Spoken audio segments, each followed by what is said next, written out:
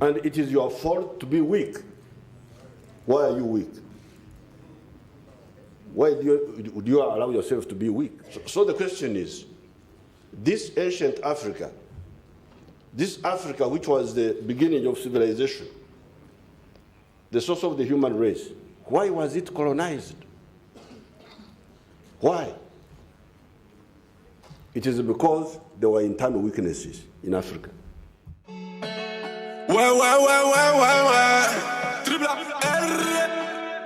Hello and welcome to the Insane Agenda, the channel where we embark on a journey to unveil the hidden secret of Africa and the rest of the world. If this is your first time visiting our channel, make sure to press that like button, share our content, and most importantly, don't forget to subscribe. It's a new channel, guys. Please, I'm not asking for much. Just hit that notification button and the subscribe button. So in today's video, we have some sauce in store for you guys. We will show you a long lost speech delivered by none other than the president of Uganda. And for those who know him, y'all know he don't play. He does not play. So this extraordinary speech was given during the gathering of the Pan-African Union. Prepare yourself for a glimpse in history that has remained concealed for far too long. We'll see each other at the end of the video, and don't again subscribe to the channel. Peace. Now here, I had quoted two portions from the Christian scriptures. One is from our Lord's Prayer. Our Lord's Prayer, when the Christians say our Lord's Prayer, they mean Jesus. Now, our Lord's Prayer says, in part, "Thou shalt not lead us into temptation, but deliver us from evil." Now, what I would like to advise Africa is that Africa should not tempt the greedy people to come and colonize us by being weak. When you are weak, you tempt the greedy.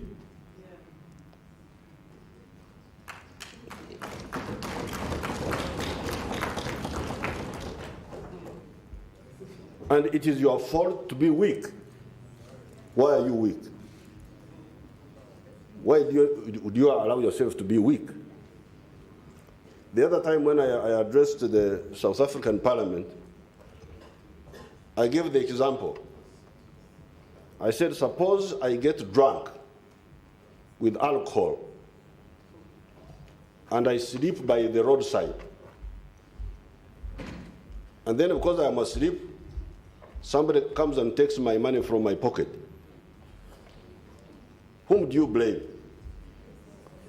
Of course you can blame the thief for not being Christian enough, not take advantage of a drunk man. But the primary responsibility is that I am the one to blame. Why did I make myself so vulnerable? So that's the first point I wanted to make, but in the speech I elaborated. Now again, in the Christian Bible, in the book of Isaiah, chapter 11, verse 6, it says, "The wolf also shall dwell with the lamb." The wolf, the wild animal, will lie with the lamb. Lamb is the young sheep. "And the leopard shall lie with the kid." This is the baby of a goat. "And the calf and the young lion and the fatling together, and a little child shall lead them." That's what it says in the book of Isaiah. That in heaven, you will find a wolf sleeping with the lamb, peacefully. that also a leopard will be together with a calf of a cow. And that all these will be led by a young child. Now, that is in the kingdom of heaven, which the Muslims call Jannah. But we are still here on earth. We have not gone to heaven yet. Here on earth, wolves are still eating lambs.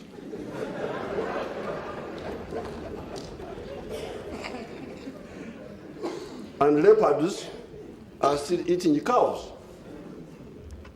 And lions are still eating young goats. And certainly, a young child cannot lead a lion here on earth.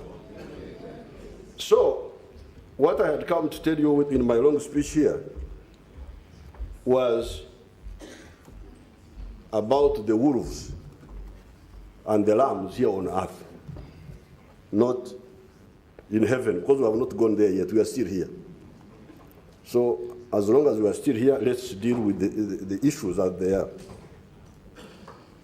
Now, Africa is a huge continent. 11.7 million square miles of land, with a population of 1 billion people. 1,033 million now. These 1 billion people are divided into just 4 groups, linguistic groups. Sometimes they tell you that Africans are so different, they are from different tribes, but actually they are divided into just 4 groups. One group is called the Niger-Congo group of languages. These include the Bantu dialects and the Kwa group of languages, the ones of West Africa. That's why I can pick words from here in South Africa while I'm coming from the equator, 5 hours away. The second group are what we call the Nilo-Saharan group of languages. These are the Cushitic, Nilotic, Nilo-Hamitic people. The third group are what we call the Afro-Asiatic. That is Arabic, Tigrinya, and Amharic. And the fourth group are the group here in Southern Africa called the Khoisan. Now, these Africans are either similar,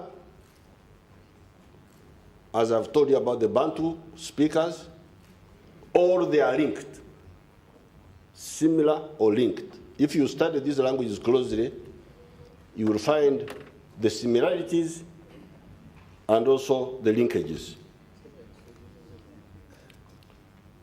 Africa is the origin of man. All human beings came from here. You are the original human beings.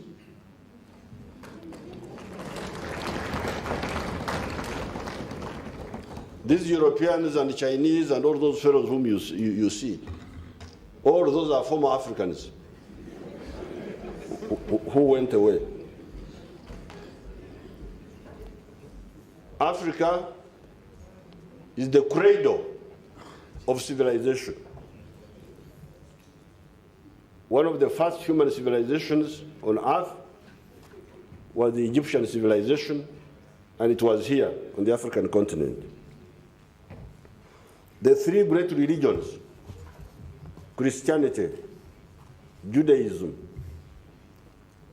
Islam, their founders all took refuge here when they had problems in the Middle East. Moses was here in Africa. That's where he survived. That's why he survived. Jesus was brought here as a baby when the Jews wanted to kill him. Muhammad, when his Arabs wanted to kill him, he ran to Ethiopia. That is Africa. Yet, unfortunately, this Africa, by 1900, all of it had been colonized except for Ethiopia. So the question is, this ancient Africa, this Africa which was the beginning of civilization, the source of the human race, why was it colonized? Why? It is because there were internal weaknesses in Africa.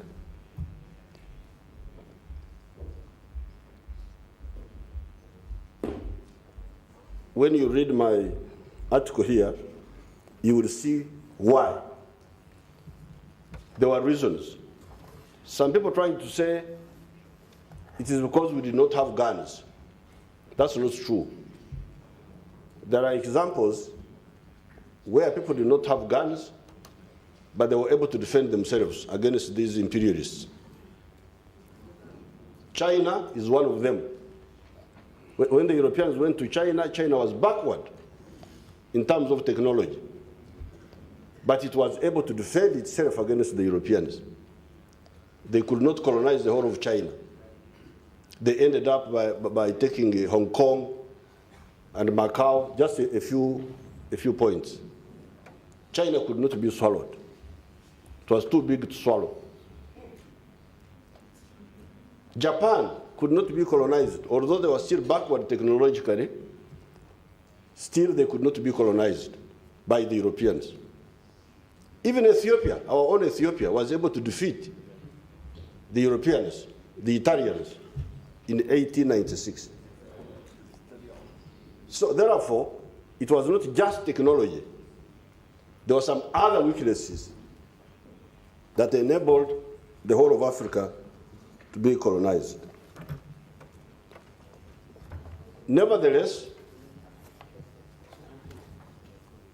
fortunately, Africans do not die easily.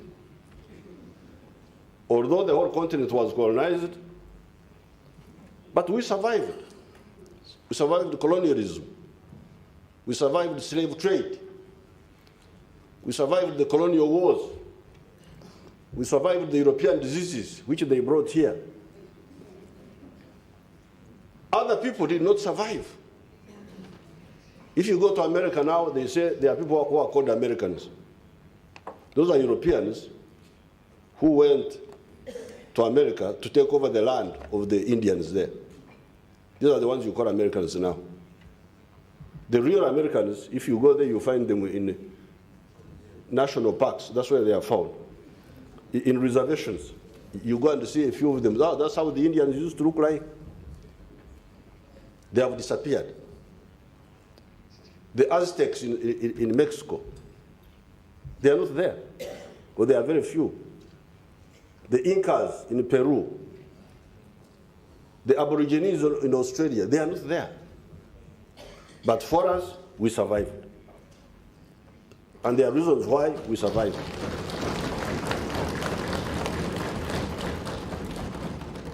Now, I don't have time to go into that, but you should study that. Well, guys, this is all I have for you today, and I hope you loved it because part 2 is coming out pretty soon. So don't forget to like, share, and press that notification button and subscribe to the channel so you don't miss any of our future exploration into the hidden truth that shape our world. Until then, stay curious. Peace.